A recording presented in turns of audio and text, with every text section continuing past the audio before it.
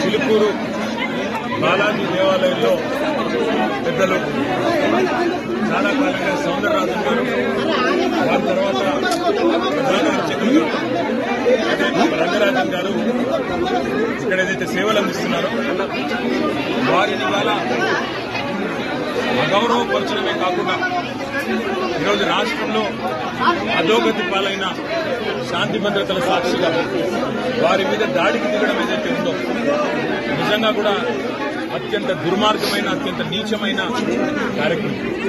ఇది ఎవరు చేసినా, ఏ పేరిట చేసినా, ఏ ఎజెండాతో చేసినా శాంతి భద్రతల విషయంలో మాత్రం ఉక్కుపాదంతో వ్యవహరించాల్సిన బాధ్యత రాష్ట్ర ప్రభుత్వం మీదనే ఉంటుంది. ఇవాళ భగవంతుడి సేవలో నిమగ్నమయ్యే పెద్దలు రంగరాజన్ గారు, సౌందరరాజన్ గారి కుటుంబం పరిస్థితి ఈ విధంగా ఉంది అంటే మరి ఈ రాష్ట్రంలో శాంతి భద్రతలు ఎంత అధ్వానంగా ఉన్నాయో దీన్ని బట్టి చెప్పవచ్చు.